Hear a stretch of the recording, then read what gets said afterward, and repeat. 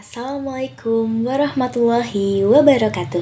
Selamat pagi, siang, sore, dan malam kepada Bapak dosen dan teman-teman sekalian. Salam sejahtera bagi kita semua. Pada kesempatan kali ini, saya akan memaparkan materi serta penelitian saya yang berjudul Determinasi Faktor Signifikan dalam Laju Penurunan Suhu Air, Pendekatan Three-Way ANOVA dan General Linear. Sebelum masuk ke dalam materi, izinkan saya memperkenalkan diri terlebih dahulu. Hai teman-teman, perkenalkan nama saya Felah Nadia Maulida dengan NIM 25030730032 yang berasal dari kelas Fisika E. Sebelum masuk ke dalam materi lagi, mari kita diskusi kapan kira-kira kita harus menggunakan General Linear Model Univariate dalam sebuah penelitian. Adakah yang tahu? Yuk kita bahas bersama-sama. Pengertian dari General Linear Model yaitu kerangka kerja statistik adaptif yang mengintegrasikan berbagai teknik analisis. Model ini berfungsi untuk memetakan hubungan linear antara variabel dependen dengan satu atau beberapa variabel bebas atau independen dengan variabel terikat atau dependen, sekaligus mengevaluasi serta menguji signifikansi efek dari suatu perlakuan dalam penelitian eksperimen. Variabel bebas juga sering disebut sebagai prediktor yang dibagi menjadi dua, yaitu yang pertama predikator kategorik sebagai faktor variabel bebas yang datanya berbentuk kelompok, label, pilihan, atau kategori. Selanjutnya, predikator kontinu sebagai kovariat. Variabel ini datanya berbentuk skor angka asli atau data numerik yang bertingkat atau kontinu. Jenis General Linear Model ada tiga. Yang pertama univariate, yang kedua multivariate, dan yang terakhir repeat measure. Dalam penelitian ini saya lebih fokus kepada univariate. Apa sih univariate itu? Univariate adalah metode statistik yang digunakan ketika penelitian hanya fokus pada satu variabel terikat yang berbentuk angka skor. Model ini bertugas untuk menguji bagaimana satu atau lebih variabel bebas mempengaruhi variabel terikat tersebut. Variabel bebas bisa bervariasi, yaitu berupa kelompok atau kategori faktor dan nilai atau angka kontinu. Agar hasil analisis menggunakan univariate ini akurat, data penelitian harus memenuhi syarat sebagai berikut. Yang pertama yaitu sampel acak. Data diambil dari sampel yang dipilih secara acak. Kemudian homogenitas varian, yaitu tingkat keragaman data di antara kelompok-kelompok yang dibandingkan harus setara atau sama. Yang terakhir hubungan linear, yaitu hubungan antara variabel bebas yang berupa angka atau kovariat dengan variabel terikatnya harus berbentuk pola garis lurus atau linear. Saya mengambil ANOVA. ANOVA digunakan untuk melakukan analisis komparasi multivariabel yang lebih lanjut, mengungkap pengaruh utama dan interaksi dari variabel independen kategorik terhadap variabel dependen berskala interval atau rasio. Pengertian dari three-way sendiri yaitu perluasan dari ANOVA dua arah, di mana kita langsung menguji pengaruh dari tiga buah variabel bebas berbentuk kategori atau faktor sekaligus terhadap satu variabel terikat secara simultan. Uji ini sangat kompleks karena bisa melihat interaksi tiga arah sekaligus.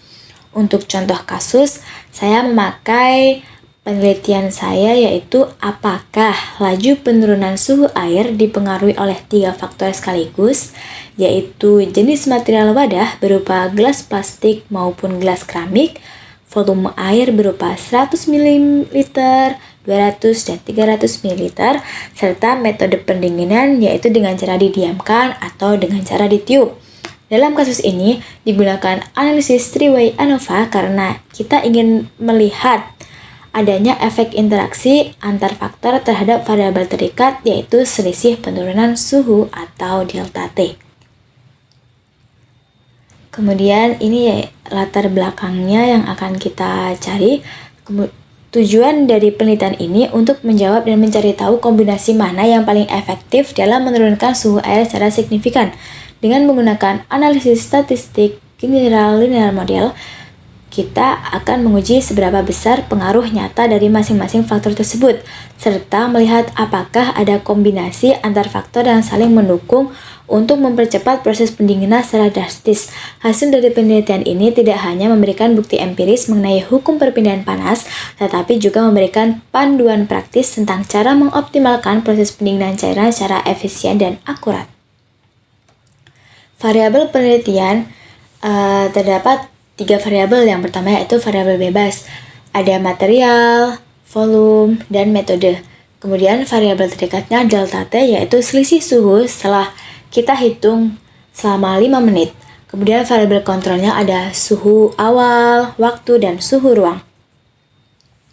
Hipotesis penelitian kita ada 3, yaitu hipotesis utama atau efek tunggal, hipotesis interaksi atau efek gabungan, dan hipotesis statistik. Untuk hipotesis statistik ini, jika hipotesis 0, tidak terdapat pengaruh yang signifikan dari jenis material, volume air, dan metode pendinginan terhadap laju penurunan suhu atau delta T baik secara mandiri maupun interaksi. Begitu pula dengan hipotesis alternatif yang sama dengan hipotesis 0.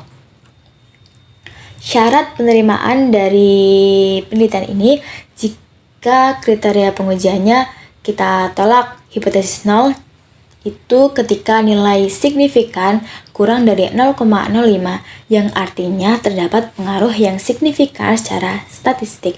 Kemudian jika kita menerima hipotesis 0, ketika nilai signifikan lebih besar dari 0,05, artinya tidak terdapat pengaruh yang signifikan atau perbedaan terjadi karena faktor kebetulan. Kemudian inilah data-data yang akan kita gunakan dalam aplikasi SPSS. Selanjutnya akan saya tunjukkan bagaimana cara menggunakan SPSS yang baik dan benar.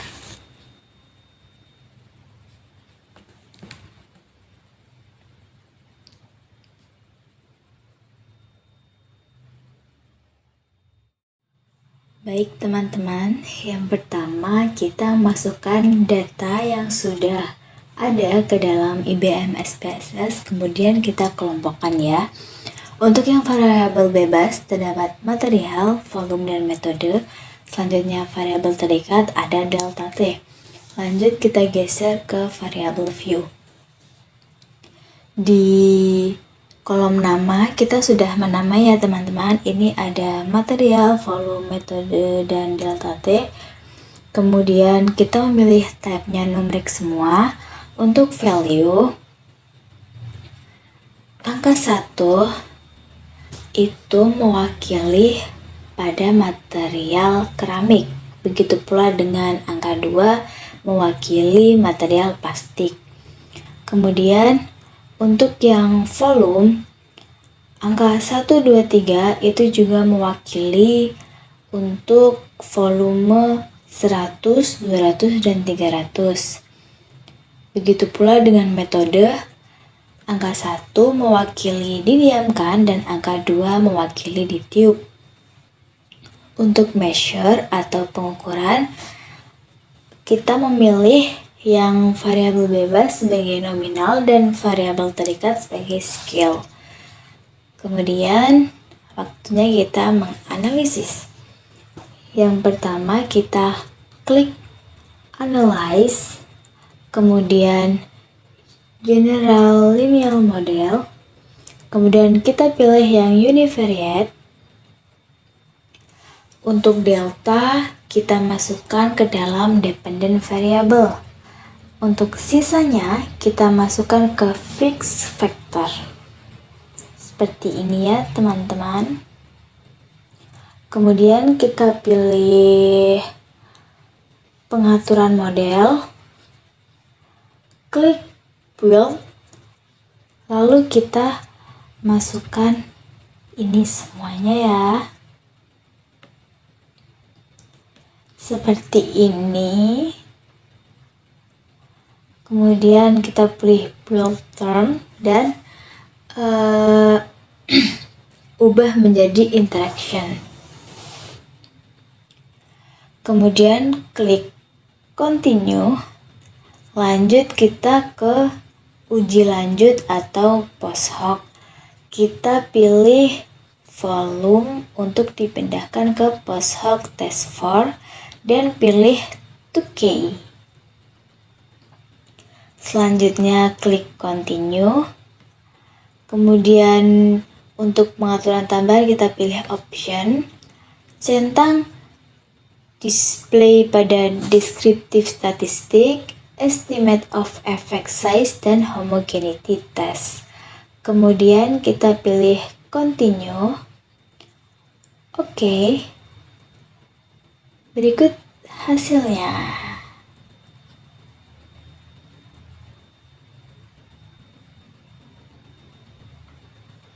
Mari kita bahas pertama-tama, yaitu ada between subject factor. Di sini mencatat variabel apa saja yang dimasukkan dan berapa jumlah data N untuk setiap kategori. Kemudian descriptive statistik. Tabel ini berisi dengan nilai rata-rata delta T dari setiap kombinasi. Terlihat metode tiup kipas secara konsisten menghasilkan delta T yang lebih tinggi. Ini. Serta volume air lebih kecil yaitu 100 ml menunjukkan penurunan suhu yang lebih drastis. Sehingga kedua hasil tersebut yang mempercepat laju pendinginan. Ini ya. Kemudian lanjut, yaitu test of between subject effect. Nah, di sini yaitu tabel penentu apakah hipotesis nol ditolak atau diterima. Hasil tersebut menunjukkan bahwa material, volume, dan metode memiliki nilai signifikan lebih besar dari 0,001 yang berarti semua faktor tersebut berpengaruh signifikan terhadap delta T dengan nilai partikel eta square atau R square sebesar 0,0998, maka model ini mampu menjelaskan 99,8% variasi perubahan suhu. Kemudian lanjut untuk post hoc test, kita ada multiple comparison, yaitu membandingkan apakah ada perbedaan antar volume air nyata secara statistik. Dan hasilnya nilai signifikan lebih besar dari 0,05 pada kolom mean difference. Lanjut ke homogeneous subtest. Di sini delta T ini mengelompokkan volume ke dalam kategori yang berbeda-beda. Kemudian pada dependent variabelnya sebagai alat validasi model, yaitu grafik observe versus grafik predict yang membentuk garis linear sempurna menunjukkan bahwa data lapangan sangat sesuai dengan model statistik. Sebaran residual yang acak dan homogen menegaskan tidak ada pelanggaran asumsi statistik sehingga kesimpulan yang diambil sangat reliable. Kemudian kesimpulannya yaitu variabel jenis material, volume, dan metode pada pendinginan ini terbukti secara signifikan sehingga mempengaruhi penurunan suhu air. Yang kedua, metode tiup kipas yaitu faktor paling dominan terhadap percepatan pendinginan yang dibuktikan dengan nilai partikel eta square tertinggi. Yang terakhir yaitu model yang saya jalankan ini sangat reliable dalam memprediksi perilaku thermal air dalam berbagai kondisi perlakuan. Nah, itu tadi presentasi materi dan judul penelitian saya. Demikian presentasi yang dapat saya sampaikan. Terima kasih atas perhatian Bapak dan teman-teman sekalian. Wabillahi taufiq wal hidayah. Wassalamualaikum warahmatullahi wabarakatuh.